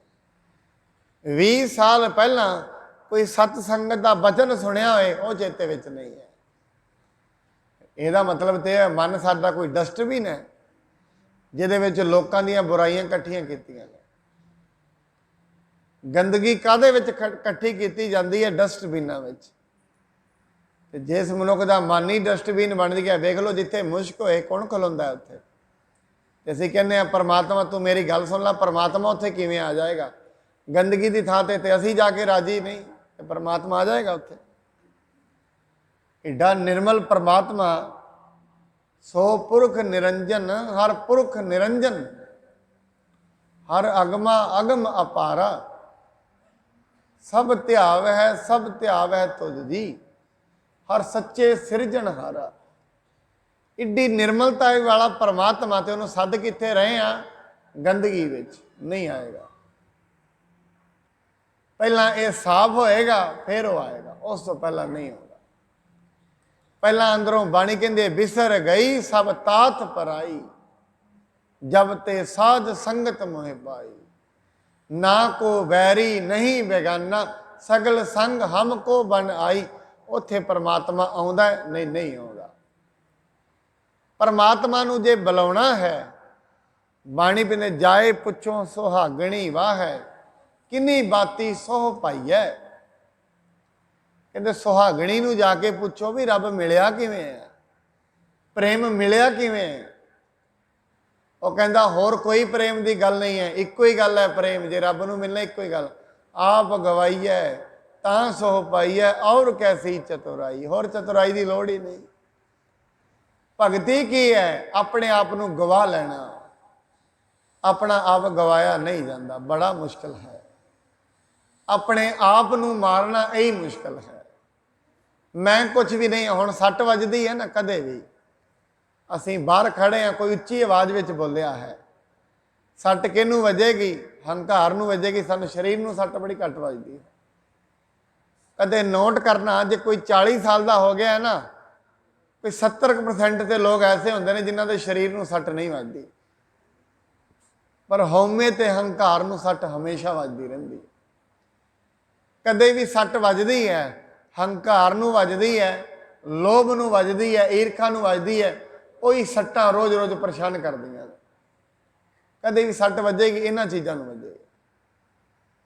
ਜਿਵੇਂ ਅਸੀਂ ਇੱਥੋਂ ਗਏ ਹਾਂ, ਕੋਈ ਰਾਹ ਦੇ ਵਿੱਚ ਮਿਲ ਗਿਆ ਤੇ ਕੋਈ ਐਵੇਂ ਪੁੱਛ ਲੇ ਇਹ ਕੀ ਪਾਇਆ ਹੋਇਆ, ਬਸ ਨਾਲ ਦੀ ਨਾਲ ਸੱਟ ਵੱਜ ਗਈ। ਇਹ ਮੈਨੂੰ ਇਹਨੇ ਕੀ ਕਹਿ ਦਿੱਤਾ, ਬਸ ਸੱਟ ਵੱਜ ਗਈ। ਹੁਣ ਉਹਦੀ ਗੱਲ ਨੂੰ ਬਾਰ-ਬਾਰ ਸੋਚੀ ਜਾਏਗਾ। ਪਤਾ ਨਹੀਂ, ਹੋ ਸਕਦਾ 10 ਦਿਨ ਉਹਨੂੰ ਹੀ ਸੋਚੀ ਜਾਏ। ਉਹਨੂੰ ਚਿੱਤ ਵਿੱਚ ਰੱਖ ਲੈਂਦਾ। ਚਿੱਤ ਨਿਰਮਲ ਕਿੱਥੋਂ ਹੋਣਾ? ਇੱਕ ਬੁਰਾਈ ਹੋਰ ਭਰ ਗਈ ਹੈ। ਰੋਜ਼-ਰੋਜ਼ ਮਨੁੱਖ ਦੇ ਚੇਤੇ ਵਿੱਚ ਇਵੇਂ ਬੁਰਾਈਆਂ ਭਰਦੀਆਂ ਰਹਿੰਦੀਆਂ ਨੇ। ਕਿਸੇ ਦੇ ਨਾਲ ਮਨੁੱਖ ਦਾ ਵੈਰ ਹੈ ਨਾ, ਵੈਰ ਦਾ ਕਾਰਨ ਆਪ ਜੀ ਜਾਣ ਲਓ, ਕਦੇ ਵੇਖ ਲੈਣਾ। ਜੇ ਕਿਸੇ ਨਾਲ ਵੈਰ ਹੈ, ਕਾਰਨ ਕੀ ਹੈ? ਉਹ ਸਾਡੇ ਲੋਭ ਦੇ ਵਿੱਚ ਸਹਿਮਤ ਨਹੀਂ ਹੋਏਗਾ, ਆਹ ਵੈਰ ਹੈ। ਉਹ ਸਾਡੇ ਹੰਕਾਰ ਦੇ ਨਾਲ ਸਹਿਮਤ ਨਹੀਂ ਹੋਏਗਾ, ਇਹ ਵੈਰ ਹੈ। ਹੋਰ ਵੈਰ ਕਾਹਦਾ ਹੈ? ਮੈਂ ਅਕਸਰ ਕਹਿਣਾ ਹੁੰਦਾ ਮੁੱਖ ਰੂਪ ਦੇ ਵਿੱਚ ਵਿਕਾਰ ਤੇ ਤਿੰਨ ਹੀ ਨੇ। ਪਹਿਲਾ ਵਿਕਾਰ ਕਿਹੜਾ ਹੈ? ਲੋਭ, ਹੰਕਾਰ ਤੇ ਕਾਮ। ਜਿਹੜਾ ਕ੍ਰੋਧ ਤੇ ਮੋਹ ਹੈ, ਇਹ ਤਿੰਨਾਂ ਦੀ ਛਾਇਆ ਹੈ, ਇਹਨਾਂ ਨਾਲ ਹੀ ਚੱਲਦਾ ਹੈ। ਕੋਈ ਮਨੁੱਖ ਲੋਭ ਦੇ ਵਿੱਚ ਚੱਲ ਰਿਹਾ, ਕੋਈ ਚੀਜ਼ ਲੈਣੀ ਹੈ, ਜੇ ਤੇ ਕੋਈ ਰਿਸ਼ਤੇਦਾਰ ਉਹਦੀ ਮਦਦ ਕਰਦਾ ਹੈਗਾ, ਉਹਦੇ ਨਾਲ ਤੇ ਆ ਜਾਂਦਾ ਹੈ ਮੋਹ। ਜੇ ਉਹਦਾ ਕੰਮ ਪੂਰਾ ਕਰਨ 'ਚ ਮਦਦ ਨਾ ਕਰੇ, ਉਹਦੇ ਨਾਲ ਆਉਂਦਾ ਹੈ ਕ੍ਰੋਧ। ਆਹੀ ਸਾਰਾ ਦਿਨ ਵੇਖ ਲੈਣਾ। ਅੱਜ ਕਦੇ ਨਿਰੀਖਣ ਕਰਕੇ ਵੇਖਣਾ। ਆਪ ਜੀ ਗੱਡੀ ਲੈ ਕੇ ਜਾ ਰਹੇ ਹੋ ਤਾਂ ਸਾਰਿਆਂ ਨਾਲ ਹੀ ਹੁੰਦਾ ਹੈ। ਗੱਡੀ ਲੈ ਕੇ ਜਾ ਰਹੇ ਹੋ, ਹੁਣ ਅੱਗੇ ਰੈੱਡ ਬੱਤੀ ਹੋ ਗਈ ਹੈ ਤੇ 1 ਸੈਕਿੰਡ 'ਚ ਹੀ ਹੋ ਗਈ ਹੈ। ਯਾਦ ਰੱਖਣਾ, ਰੈੱਡ ਬੱਤੀ ਦੇ ਵੀ ਕ੍ਰੋਧ ਆ ਜਾਏਗਾ। ਕਿਉਂ? ਸਾਡੇ ਮਾਰਗ ਵਿੱਚ ਬਾਧਾ ਖੜੀ ਕਰ ਲਈ, ਉੱਤੇ ਵੀ ਕ੍ਰੋਧ ਆ ਗਿਆ। ਉਹ ਫਾਇਦੇ ਲਈ ਹੈ, ਨੁਕਸਾਨ ਲਈ ਹੈ, ਇਹ ਨਹੀਂ ਵੇਖਣਾ। ਨਾ ਇਹ ਸੋਚਣਾ ਹੈ, ਨਾ ਇਹ ਸਮਝਣਾ ਹੈ। ਮੈਂ ਤੇ ਸਾਡੇ ਦੇਸ਼ ਦੀ ਹਾਲਾਤ ਇਹ ਨਾ, ਇੰਡੀਆ ਵਿੱਚ ਜਾ ਰਹੇ ਹਾਂ, ਸੀਟ ਬੈਲਟ ਨਹੀਂ ਲਾਈ, ਉਹਨੇ ਚਲਾਨ ਕੱਢ ਦਿੱਤਾ, ਉੱਤੇ ਕ੍ਰੋਧ ਆ ਜਾਏਗਾ। ਹੁਣ ਉਹ ਗੱਲ ਉਹਦੇ ਫਾਇਦੇ ਵਿੱਚ ਹੈ, ਨੁਕਸਾਨ ਵਿੱਚ ਹੈ, ਇਹ ਤੇ ਸੋਚਦਾ ਹੀ ਨਹੀਂ। ਜੇ ਇੰਨੀ ਵਿਚਾਰ ਮਨੁੱਖ ਵਿੱਚ ਆ ਜਾਏ ਵੀ ਇਹ ਚੀਜ਼ ਮੇਰੇ ਫਾਇਦੇ 'ਚ ਹੈ, ਇਹ ਨੁਕਸਾਨ 'ਚ ਹੈ, ਫਿਰ ਉਹ ਮਨੁੱਖ ਨਹੀਂ ਰਹਿੰਦਾ, ਦੇਵਤਾ ਬਣ ਜਾਂਦਾ। ਜਿਹਨੂੰ ਇਹ ਪਤਾ ਲੱਗ ਜਾਏ ਮੇਰੀਆਂ ਗੱਲਾਂ ਮੇਰੇ ਨੁਕਸਾਨ 'ਚ ਨੇ ਤੇ ਗੁਰੂ ਦੀਆਂ ਗੱਲਾਂ ਮੇਰੇ ਫਾਇਦੇ 'ਚ ਨੇ, ਫਿਰ ਉਹ ਗੁਟਕਾ ਸਾਹਿਬ ਛੱਡੇਗਾ ਹੀ ਕਿਉਂ? ਫਿਰ ਉਹ ਗੁਰੂ ਦੀ ਬਾਣੀ ਛੱਡੇਗਾ ਹੀ ਕਿਉਂ? ਮਨੁੱਖ ਨੂੰ ਇੰਨੀ ਵੀ ਸਮਝ ਨਹੀਂ ਹੈ ਕਿਹੜੀ ਚੀਜ਼ ਮੇਰੇ ਫਾਇਦੇ ਦੀ ਹੈ, ਕਿਹੜੀ ਨੁਕਸਾਨ ਦੀ ਹੈ। ਇਹੀ ਤੇ ਸਮਝਣ ਗੁਰਦੁਆਰੇ ਆਉਂਦਾ ਹੈ। ਗੁਰਦੁਆਰੇ ਕਾਹਤੋਂ ਆਉਂਦਾ ਮਨੁੱਖ? ਇਹੀ ਤੇ ਸਮਝਣ ਆਉਂਦਾ ਵੀ ਮੇਰੇ ਫਾਇਦੇ 'ਚ ਕੀ ਹੈ ਤੇ ਨੁਕਸਾਨ 'ਚ ਕੀ ਹੈ, ਇਹ ਪਤਾ ਲੱਗਦਾ ਹੈ। ਜਿੰਨੇ ਵੀ ਜ਼ਿੰਦਗੀ 'ਚ ਨੁਕਸਾਨ ਨੇ, ਜਿੰਨੀ ਵੀ ਪਰੇਸ਼ਾਨੀਆਂ ਨੇ, ਉਹਨਾਂ ਦਾ ਕਾਰਨ ਇੱਕੋ ਹੀ ਹੈ। ਕਾਰਨ ਕੀ ਹੈ? ਗੁਰੂ ਤੋਂ ਬੇਮੁਖ ਹੈ, ਬਸ ਆਹ ਕਾਰਨ ਹੈ। ਔਰ ਬੇਮੁਖ ਦਾ ਮਤਲਬ ਇਹ ਨਹੀਂ ਉਹਨੇ ਅੰਮ੍ਰਿਤ ਨਹੀਂ ਛਕਿਆ, ਇਹ ਮਤਲਬ ਨਹੀਂ ਸਮਝਣਾ। ਹੋ ਸਕਦਾ ਕੁਰਬਾਨ ਪਾ ਕੇ ਵੀ ਬੇਮੁਖ ਹੋਏ। ਜੇ ਰਹਿਤ ਹੀ ਨਹੀਂ ਰੱਖੀ ਤੇ ਬੇਮੁਖ ਕਦੇ ਵੀ ਹੋ ਸਕਦਾ ਹੈ, ਇਹਦੀ ਕੋਈ ਵੱਡੀ ਗੱਲ ਥੋੜੀ ਹੈ। ਬੇਮੁਖ ਹੋਣ ਦਾ ਮਤਲਬ ਕੀ ਹੈ? ਹੋ ਸਕਦਾ ਗੁਰੂ ਦਾ ਅੰਮ੍ਰਿਤ ਛਕਿਆ ਹੈ, ਵਿਚਾਰਾਂ ਤੇ ਨਹੀਂ ਚੱਲਦਾ ਤੇ ਬੇਮੁਖ ਹੈ, ਪਰੇਸ਼ਾਨ ਹੈ। ਫਿਰ ਅਸੀਂ ਕਹਿ ਦਿੰਦੇ ਉਹਨੇ ਤੇ ਅੰਮ੍ਰਿਤ ਵੀ ਛਕਿਆ ਤੇ ਫਲਾਣੇ ਕੰਮ ਵੀ ਕਰਦਾ ਫਿਰਦਾ। ਗੁਰੂ ਦਾ ਸਿੱਖ ਵੀ ਹੈ, ਨਹੀਂ ਸਾਧ ਸੰਗਤ ਉਹ ਸਿੱਖ ਹੀ ਨਹੀਂ ਹੈ। ਮੈਂ ਤੇ ਇਹ ਕਹਿ ਦਿੰਦਾ ਹੁਣ, ਗੁਰੂ ਗੋਬਿੰਦ ਸਿੰਘ ਜੀ ਨੇ ਕਹਿ ਦਿੱਤਾ ਸੀ, ਮੈਨੂੰ ਐਸੇ ਸਿੱਖ ਪਿਆਰੇ ਨਹੀਂ ਹਨ। ਕਦੇ ਫਿਰ ਕੋਈ ਕਹਿੰਦੇ ਮੈਂ ਤੇ ਉਹਦੇ ਹਾਮੀ ਵੀ ਨਹੀਂ ਭਰਾਂਗਾ, ਮੈਂ ਉਹਦੀ ਹਾਮੀ ਨਹੀਂ ਭਰਾਂਗਾ। ਜਿਹਨੇ ਰਹਿਤ ਹੀ ਨਹੀਂ ਰੱਖਣੀ ਹੈ, ਰੱਬ ਦਾ ਪ੍ਰੇਮ ਹੀ ਜਿਹਦੇ ਵਿੱਚ ਨਹੀਂ ਹੈ, ਮੇਰੇ ਨਾਲ ਕਹਿੰਦੇ ਮੈਂ ਤੇ ਉਹਦੀ ਹਾਮੀ ਨਹੀਂ ਭਰਾਂਗਾ, ਕੋਈ ਹੋਰ ਭਰਦਾ ਹੋਏ ਭਰ ਲਵੇ। ਜਿਵੇਂ ਆਨੰਦਪੁਰ ਸਾਹਿਬ ਦੀ ਗੱਲ ਹੈ, ਕਿਸੇ ਸਿੱਖ ਨੇ ਦੂਜੇ ਦੇ ਪੈਸੇ ਦੇਣੇ ਸੀ, ਤੇ ਉਹਨੂੰ ਰੋਜ਼ ਉਹਦੇ ਘਰ ਜਾਇਆ ਕਰੇ, ਭਾਈ ਪੈਸੇ ਦੇ ਦੇ। ਉਹ ਕਹਿੰਦਾ ਨਾਲ ਦੀ ਨਾਲ ਬੋਲਿਆ, ਗੁਰੂ ਜੀ ਉੱਤੇ ਹੀ ਬੈਠੇ ਸਨ, ਹਵਾ ਚੱਲ ਰਹੀ ਸੀ। ਭਾਈ ਵੀਰ ਸਿੰਘ ਜੀ ਲਿਖਦੇ ਨੇ, ਅੱਗੋਂ ਕਹਿੰਦਾ ਹੈ ਕਾਹਦੇ ਪੈਸੇ? ਕਹਿੰਦੇ ਭਾਈ ਤੈਨੂੰ ਲੇਖਾ ਦੇਣਾ ਪਏਗਾ, ਪੈਸੇ ਤੈਨੂੰ ਦੇਣੇ ਚਾਹੀਦੇ ਨੇ। ਨਾ ਲੇਖਾ ਕੋਈ ਨਾ ਪੁੱਛਈ ਜਾਂ ਹਰ ਬਖਸ਼ਣ ਦਾ। ਮਹਾਰਾਜ ਸਾਹਿਬ ਜੀ ਉੱਤੋਂ ਹੀ ਬੋਲਦੇ ਨੇ, ਕਹਿੰਦੇ ਮੇਰੀ ਗੱਲ ਸੁਣ। ਉੱਤੋਂ ਹੀ ਸਾਹਿਬ ਜੀ ਨਾਲ ਹੀ ਘਰ ਸੀ। ਮਹਾਰਾਜ ਕਹਿੰਦੇ ਨੇ ਹੱਕ ਪਰਾਇਆ ਨਾਨਕਾ, ਉਸ ਸੂਰ ਉਸ ਗਾਏ, ਗੁਰਪੀਰ ਹਾਮਾ ਤਾਂ ਭਰੈ, ਜਾਂ ਮੁਰਦਾਰ ਨਾ ਖਾਏ। ਮੈਂ ਤੇਰਾ ਕੋਈ ਹਾਮਾ ਨਹੀਂ ਭਰਨਾ, ਜਾ ਜਿੱਥੇ ਮਰਜ਼ੀ ਜਾ, ਮੇਰਾ ਤੂੰ ਕੁਛ ਨਹੀਂ ਲੱਗਦਾ। ਭਾਵੇਂ ਤੂੰ ਸਾਰੀ ਰਹਿਤ ਰੱਖੀ ਹੈ, ਬਾਹਰੀ ਤੌਰ ਤੇ ਤੂੰ ਸਾਰਾ ਕੁਝ ਹੀ ਰੱਖਿਆ ਹੈ, ਸਾਡਾ ਕੁਝ ਨਹੀਂ ਲੱਗਦਾ। ਅਸਲ ਦੇ ਵਿੱਚ ਰਹਿਤ ਹੈ ਮਨੁੱਖ ਦੇ ਮਨ ਦੀ। ਜੇ ਉਹੀ ਰਹਿਤ ਨਹੀਂ ਹੈ, ਫਿਰ ਜੋ ਮਰਜ਼ੀ ਕਰੀ ਫਿਰੇ, ਗੁਰੂ ਨਾਲ ਉਹਦਾ ਕੋਈ ਰਿਲੇਸ਼ਨ ਨਹੀਂ ਹੈ। ਪ੍ਰੇਮ ਦਾ ਮਤਲਬ ਕੀ ਹੈ? ਆਪਣੇ ਆਪ ਨੂੰ ਖਾਲੀ ਕਰ ਲੈਣਾ, ਮੈਂ ਕੁਝ ਵੀ ਨਹੀਂ ਹਾਂ, ਤੇ ਗੁਰੂ ਦੀ ਗੱਲ ਨੂੰ ਅੰਦਰ ਧਾਰਨ ਕਰਨਾ। ਤੇ ਕਿੱਡੀਆਂ ਕਿੱਡੀਆਂ ਗੱਲਾਂ ਨੇ, ਜਦੋਂ ਤਾਈਂ ਉਹ ਧਾਰਨ ਨਹੀਂ ਕਰੇਗਾ, ਪ੍ਰੇਮ ਅੰਦਰ ਨਹੀਂ ਆਉਂਦਾ। ਪ੍ਰੇਮ ਅੰਦਰ ਆ ਗਿਆ, ਨਾਲ ਹੀ ਚਿੱਤ ਨਿਰਮਲ ਹੋ ਜਾਏਗਾ। ਮਨ ਬੁੱਧ ਚਿੱਤ ਸਭ ਨਿਰਮਲ ਹੋ ਜਾਣਗੇ, ਹਮੇਸ਼ਾ ਸ਼ਾਂਤ ਵਿਚਾਰ ਬਣ ਜਾਣਗੇ। ਅਗਲੀ ਗੱਲ ਮਹਾਰਾਜ ਕਹਿੰਦੇ ਨੇ, ਚਰਨ ਕਮਲ ਰਾਖੋ ਮਨ ਮਾਹੇ, ਜਨਮ ਜਨਮ ਕੇ ਕਿਲ ਵਿਖ ਜਾਹੇ। ਪਰਮਾਤਮਾ ਦਾ ਪ੍ਰੇਮ ਜਦੋਂ ਹਿਰਦੇ ਵਿੱਚ ਰਹੇਗਾ, ਜਨਮਾਂ ਜਨਮਾਂਤਰਾਂ ਦੇ ਪਾਪ ਖਤਮ ਹੋ ਜਾਣਗੇ। ਜੇ ਉਹਦਾ ਪ੍ਰੇਮ ਕੱਲਾ ਉਹਦਾ ਹੀ ਪ੍ਰੇਮ ਆ ਗਿਆ, ਜਨਮਾਂ ਜਨਮਾਂਤਰਾਂ ਦੇ ਪਾਪ ਖਤਮ, ਉਹਦੇ ਪ੍ਰੇਮ ਆਉਂਦਿਆਂ ਹੀ। ਉਹਦਾ ਵਿਰਾਗ ਆਉਂਦਿਆਂ ਹੀ ਜਨਮਾਂ ਜਨਮਾਂ ਦੇ ਕਰਮ ਖਤਮ ਹੋ ਜਾਂਦੇ ਨੇ। ਔਰ ਵਿਰਾਗ ਕੀ ਹੈ? ਪਰਮਾਤਮਾ। ਵਿਰਾਗ ਇੱਕੋ ਹੀ ਚੀਜ਼ ਹੈ। ਪਰਮਾਤਮਾ ਤੇਰੇ ਤੋਂ ਵਿਛੜਿਆ ਆਪਣਿਆਂ ਕਰਮਾਂ ਕਰਕੇ, ਮੈਨੂੰ ਬਚਾ ਲਾ, ਮੇਰੇ ਕਰਮ ਬੜੇ ਮਾੜੇ ਨੇ, ਇਹੀ ਵਿਰਾਗ ਹੈ। ਵਿਖਿਆ ਸਿਉ ਕਾਹੇ ਰਚਿਓ, ਨਿਮਕ ਨਾ ਹੋਏ ਉਦਾਸ। ਉਦਾਸ ਹੋਣ ਦਾ ਮਤਲਬ ਕੀ ਹੈ? ਵਿਰਾਗ ਕੀ ਹੈ? ਇਹ ਕਹਿ ਦੇਣਾ ਪਰਮਾਤਮਾ ਮੇਰੇ ਪਾਪ ਬੜੇ ਨੇ, ਮੇਰੇ ਵਿਕਾਰ ਬੜੇ ਨੇ, ਮੈਨੂੰ ਬਖਸ਼ ਲੈ। ਇਹੀ ਵਿਰਾਗ ਹੈ। ਜਿਸ ਦਿਨ ਇਹ ਗੱਲ ਅਥਰੂਆਂ ਨਾਲ ਮਨੁੱਖ ਨੇ ਕਹਿ ਦਿੱਤੀ, ਯਾਦ ਰੱਖਣਾ ਸਾਰੇ ਕਰਮ ਉਦਣ ਹੀ ਖਤਮ ਹੋ ਜਾਣਗੇ, ਉਸੇ ਦਿਨ। ਇੱਕੋ ਮਿੰਟ ਦੇ ਵਿੱਚ ਸਾਰੇ ਕਰਮ ਖਤਮ, ਇੱਕੋ ਮਿੰਟ ਵਿੱਚ। ਔਰ ਖਤਮ ਕਦੋਂ ਹੋਣਗੇ? ਜਿੱਦਣ ਉਹਦਾ ਪ੍ਰੇਮ ਅੰਦਰ ਆ ਗਿਆ। ਔਰ ਪ੍ਰੇਮ ਦਾ ਮਤਲਬ ਕੀ? ਆਪਣੇ ਆਪ ਨੂੰ ਝੁਕਾ ਲੈਣਾ, ਹੰਕਾਰ ਖਤਮ। ਹਜੇ ਤੇ ਜਦੋਂ ਵਿਕਾਰਾਂ ਦੀ ਗੱਲ ਚੱਲਦੀ ਹੈ, ਹੰਕਾਰ ਦੀ ਗੱਲ ਚੱਲਦੀ ਹੈ, ਮਨੁੱਖ ਇਹ ਸਮਝੀ ਬੈਠਾ ਮੇਰੇ ਅੰਦਰ ਕਾਹਦਾ ਹੰਕਾਰ ਹੈ। ਜਦੋਂ ਵੀ ਕਥਾ ਚੱਲੇਗੀ ਨਾ ਲੋਭ ਦੀ, ਮਨੁੱਖ ਆਪਣੇ ਆਪ ਨੂੰ ਤੇ ਸਾਈਡ 'ਚ ਰੱਖ ਲੈਂਦਾ ਹੈ। ਮਨ ਬੜਾ ਚਲਾਕ ਹੈ। ਇਹ ਕਹਿ ਦਿੰਦਾ ਕਾਮ ਦੀ ਗੱਲ ਚੱਲੇਗਾ, ਮੈਂ ਕਿੱਥੇ ਕਾਮੀ ਹਾਂ, ਦੁਨੀਆ ਕਾਮੀ ਹੈ। ਮੈਂ ਕਿੱਥੇ ਲੋਭੀ ਹਾਂ, ਦੁਨੀਆ ਲੋਭੀ ਹੈ। ਹੁਣ ਜਦੋਂ ਤਾਈਂ ਆਪਣੇ ਤੇ ਨਹੀਂ ਨਾ ਆਉਂਦਾ, ਉਦੋਂ ਤਾਈਂ ਕੁਝ ਵੀ ਨਹੀਂ ਹੈ। ਉਦੋਂ ਤਾਈਂ ਇਹ ਦਾਨ ਵੀ ਕਰੀ ਜਾਂਦਾ ਹੈ, ਮਹਾਰਾਜ ਇਹਦਾ ਦਾਨ ਵੀ ਮੈਲਾ ਹੈ। ਧਾਰਮਿਕ ਕੰਮ ਵੀ ਕਰਦਾ ਹੈ, ਇਹਦੇ ਧਾਰਮਿਕ ਕਰਮ ਵੀ ਮੈਲੇ ਨੇ। ਇਹਦੇ ਧਾਰਮਿਕ ਕਰਮ ਵੀ ਕੋਈ ਉਹਨੂੰ ਫਾਇਦਾ ਨਹੀਂ ਦੇ ਰਹੇ। ਅੰਤ ਦੇ ਵਿੱਚ ਮਹਾਰਾਜ ਕਹਿੰਦੇ ਨੇ, ਆਪ ਜਪੋ ਅਵਰਾਹ ਨਾਮ ਜਪਾਵੋ, ਸੁਨਤ ਕਹਿਤ ਰਹਿਤ ਗਤ ਪਾਵੋ। ਆਪ ਪਰਮੇਸ਼ਰ ਦੇ ਨਾਮ ਵਿੱਚ ਜੁੜੀਏ, ਆਪ ਉਹਦੀ ਵਡਿਆਈ ਕਰੀਏ। ਨਾਮ ਕੀ ਹੁੰਦਾ? ਉਹਦੀ ਵਡਿਆਈ। ਵਡਿਆਈ ਕਿਸੇ ਵੀ ਤਰੀਕੇ ਨਾਲ ਕੀਤੀ ਜਾ ਸਕਦੀ ਹੈ। ਕੋਈ ਵਡਿਆਈ ਕਰਨ ਦੀਆਂ ਵਿਧੀਆਂ ਅਲੱਗ-ਅਲੱਗ ਨੇ। ਹਿੰਦੂ ਕਿਸੇ ਤਰੀਕੇ ਨਾਲ ਵਡਿਆਈ ਕਰਦਾ ਹੈ, ਮੁਸਲਮਾਨ ਕਿਸੇ ਤਰੀਕੇ ਨਾਲ ਕਰਦਾ ਹੈ। ਔਰ ਜੇ ਵਡਿਆਈ ਦੀ ਗੱਲ ਹੈ ਤਾਂ ਹੀ ਗੁਰੂ ਗ੍ਰੰਥ ਸਾਹਿਬ ਮਹਾਰਾਜ ਦੀ ਬਾਣੀ 'ਚ ਬਾਬਾ ਫਰੀਦ ਸਾਹਿਬ ਬੈਠੇ ਨੇ। ਹੁਣ ਬਾਬਾ ਫਰੀਦ ਸਾਹਿਬ ਜਿਵੇਂ ਵਡਿਆਈ ਕਰਦੇ ਨੇ ਨਾ, ਗੁਰੂ ਅਰਜਨ ਸਾਹਿਬ ਜੀ ਉਵੇਂ ਵਡਿਆਈ ਨਹੀਂ ਕਰਦੇ। ਉਹਨਾਂ ਦਾ ਤਰੀਕਾ ਅੱਡ ਹੈ। ਤਰੀਕੇ ਅੱਡ ਹੋ ਸਕਦੇ ਨੇ ਪਰ ਵਡਿਆਈ ਇੱਕੋ ਹੀ ਹੈ। ਤਾਂ ਹੀ ਤੇ ਗੁਰੂ ਗ੍ਰੰਥ ਸਾਹਿਬ ਜੀ ਮਹਾਰਾਜ 'ਚ ਸੰਗਮ ਹੈ। ਬਾਬਾ ਫਰੀਦ ਸਾਹਿਬ ਵੀ ਬੈਠੇ ਨੇ, ਕਬੀਰ ਸਾਹਿਬ ਵੀ ਬੈਠੇ ਨੇ, ਪਰਮਾਨੰਦ ਜੀ ਵੀ ਬੈਠੇ ਨੇ, ਜਿਨ੍ਹਾਂ ਨੂੰ ਛੋਟੀਆਂ ਜਾਤਾਂ ਵਾਲੇ ਕਹਿੰਦੇ ਸੀ ਉਹ ਵੀ ਬੈਠੇ ਨੇ। ਕਿਉਂ ਬੈਠੇ ਨੇ? ਉਹਨਾਂ ਦੀਆਂ ਵਿਧੀਆਂ ਤੇ ਵੱਖੋ ਵੱਖਰੀਆਂ ਨੇ ਪਰ ਵਡਿਆਈ ਇੱਕ ਦੀ ਕਰਦੇ ਨੇ। ਹੋ ਸਕਦਾ ਹੈ ਤਰੀਕੇ ਅਲੱਗ-ਅਲੱਗ ਹੋ ਸਕਦੇ ਨੇ। ਜਿਵੇਂ ਕਿਸੇ ਨੇ ਅਮਰੀਕਾ ਜਾਣਾ ਹੈ, ਤਰੀਕੇ ਵੱਖਰੋ ਵੱਖਰੇ ਹੋ ਸਕਦੇ ਨੇ ਜਾਣ ਦੇ, ਪਰ ਪਹੁੰਚਣ ਵਾਲੇ ਤੇ ਅਮਰੀਕਾ ਹੀ ਨੇ ਨਾ। ਤਰੀਕੋ ਵੱਖੋ ਵੱਖਰੇ ਨੇ। ਦੁਨੀਆ ਤਰੀਕਿਆਂ ਤੇ ਹੀ ਲੜ ਪੈਂਦੀ ਹੈ। ਅੱਗੇ ਤਾਂ ਕਹਿੰਦੇ ਪਹੁੰਚਣਾ, ਵਡਿਆਈ ਦੀ ਤੇ ਗੱਲ ਹੀ ਦੂਰ ਹੈ। ਤਰੀਕਿਆਂ ਤੇ ਹੀ ਮਾਣ ਖੜਾ ਕਰ ਲੈਂਦੀ ਹੈ। ਸਾਡਾ ਤਰੀਕਾ ਵਧੀਆ ਹੈ, ਤੁਹਾਡਾ ਤਰੀਕਾ ਮਾੜਾ ਹੈ। ਇਹ ਗੱਲ ਯਾਦ ਰੱਖਣਾ, ਜਿਹੜਾ ਤਰੀਕਿਆਂ ਤੇ ਲੜ ਰਿਹਾ ਹੈ ਨਾ, ਸਾਡਾ ਪੂਜਾ ਦਾ ਢੰਗ ਬੜਾ ਵਧੀਆ ਹੈ, ਤੁਹਾਡਾ ਮਾੜਾ ਹੈ।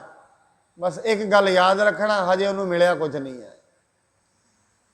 ਜਿਹਦੇ ਅੰਦਰ ਹਜੇ ਇਹ ਹੋਮੇ ਹੈ, ਅਸੀਂ ਵੱਡੇ ਆ ਤੁਸੀਂ ਛੋਟੇ ਹੋ, ਉਹ ਹਜੇ ਪਰਮਾਤਮਾ ਦਾ ਤੇ ਘੱਟੋ ਘੱਟ ਕੁਝ ਨਹੀਂ ਲੱਗਦਾ, ਨਾ ਆਪਣੇ ਗੁਰੂ ਦਾ ਹੀ ਕੁਝ ਲੱਗਦਾ ਹੈ, ਜਿਹਦਾ ਮਰਜ਼ੀ ਲੱਗਦਾ ਹੋਵੇਗਾ। ਤਰੀਕਿਆਂ ਤੇ ਲੜ ਬੈਠਾ ਹੈ, ਰਾਵਾਂ ਨੂੰ ਹੀ ਲੈ ਕੇ ਲੜ ਬੈਠੇ ਨੇ। ਪਹੁੰਚਣ ਦੀ ਤੇ ਗੱਲ ਹੀ ਦੂਰ ਹੈ। ਦੁਨੀਆ ਵਿੱਚ ਲੜਾਈ ਹੈ ਰਾਹਾਂ ਦੀ, ਮੰਜ਼ਿਲ ਦੀ ਕੋਈ ਲੜਾਈ ਨਹੀਂ। ਜਿਹੜੇ ਰਾਹਾਂ 'ਚ ਖੜੇ ਨੇ ਲੜਾਈ ਉਹਨਾਂ ਦੀ ਵੱਧਦੀ ਹੈ, ਜਿਹੜੇ ਮੰਜ਼ਿਲਾਂ ਤੇ ਪਹੁੰਚ ਗਏ ਨੇ ਉਹਨਾਂ ਦੀ ਕੋਈ ਲੜਾਈ ਨਹੀਂ। ਅਕਸਰ ਉਹ ਮਨੁੱਖ ਦੁਨੀਆ ਵਿੱਚ ਲੜਦੇ ਨੇ ਜਿਹੜੇ ਤੁਰੇ ਹੀ ਨਹੀਂ। ਜਿਹੜੇ ਤੁਰ ਪਏ ਨੇ ਤੇ ਪਹੁੰਚਣ ਵਾਲੇ ਨੇ, ਉਹਨਾਂ ਦੀ ਲੜਾਈ ਖਤਮ। ਹਮਰਾ ਝਗੜਾ ਰਹਾ ਨਾ ਕਹੂ, ਪੰਡਤ ਮੁੱਲਾ ਛਾਡੇ ਦੋ। ਕਬੀਰ ਸਾਹਿਬ, ਮੇਰਾ ਤੇ ਹੁਣ ਕੋਈ ਝਗੜਾ ਰਹਿ ਹੀ ਨਹੀਂ ਗਿਆ, ਮੇਰਾ ਹੁਣ ਕਿਸੇ ਨਾਲ ਕੋਈ ਝਗੜਾ ਨਹੀਂ। ਇਸ ਕਰਕੇ ਲੜਦੇ ਉਹ ਲੋਕ ਨੇ ਜਿਹੜੇ ਤਰੀਕਿਆਂ ਤੇ ਖੜੇ ਨੇ, ਲਾਈਨਾਂ ਤੇ ਹੀ ਖਲੋ ਗਏ ਨੇ, ਤੁਰੇ ਹੈ ਹੀ ਨਹੀਂ। ਤਰੀਕੇ ਵੱਖੋ ਵੱਖਰੇ ਹੋ ਸਕਦੇ ਨੇ, ਵਡਿਆਈ ਇੱਕੋ ਹੀ ਹੈ। ਇਸ ਕਰਕੇ ਕੋਈ ਵੀ ਮਨੁੱਖ ਪਰਮਾਤਮਾ ਦੀ ਵਡਿਆਈ ਕਰ ਸਕਦਾ, ਕੋਈ ਵੀ। ਮਾੜੀ ਦੇ ਵਿੱਚ ਮਹਾਰਾਜ ਕਹਿੰਦੇ ਇਹਦੇ ਵਾਸਤੇ ਇਹ ਵੀ ਨਹੀਂ ਵੀ ਉਹਨੂੰ ਗੁਰਬਾਣੀ ਹੁੰਦੇ, ਪੜ੍ਹਿਆ ਤੇ ਅਨਪੜ੍ਹਿਆ ਦੋਵੇਂ ਹੀ ਕਰ ਸਕਦੇ ਨੇ। ਜੋ ਪ੍ਰਾਣੀ ਗੋਬਿੰਦ ਧਿਆਵੈ, ਪੜ੍ਹਿਆ ਅਨਪੜ੍ਹਿਆ ਪਰਮਗਤ ਪਾਵੈ। ਭਾਵੇਂ ਪੜ੍ਹਿਆ ਹੈ ਭਾਵੇਂ ਨਹੀਂ ਹੈ, ਭਾਵੇਂ ਅਨਪੜ੍ਹੀ ਹੈ, ਵਡਿਆਈ ਕਰ ਸਕਦਾ ਹੈ ਪਰਮਾਤਮਾ ਦੀ। इस करके वडियाई परमात्मा की करनी है, ये वास्ते पढ़े तो अनपढ़े होने की कोई लोड़ नहीं। ਉਹਦੀ ਵਡਿਆਈ ਕਰਦੇ ਆਂ, ਆਪ ਵਡਿਆਈ ਕਰੀਏ, ਦੂਜੇ ਅੱਗੇ ਉਹਦੀ ਵਡਿਆਈ ਕਰੀਏ। ਭਾਈ परमात्मा की ਵਡਿਆਈ करो।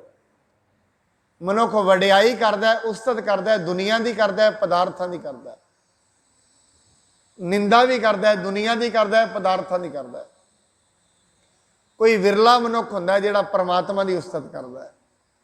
और मैं एक होर बेनती करके समाप्ति करा, साध संगत, दुनिया में जिन्नी भी असी वडियाई करते हैं, एक गल याद रखना, दुनिया में जो कुछ भी सानू मिल रहा है सारे लोग साधन ने देने वाला वही है, वडियाई ओदी करिए।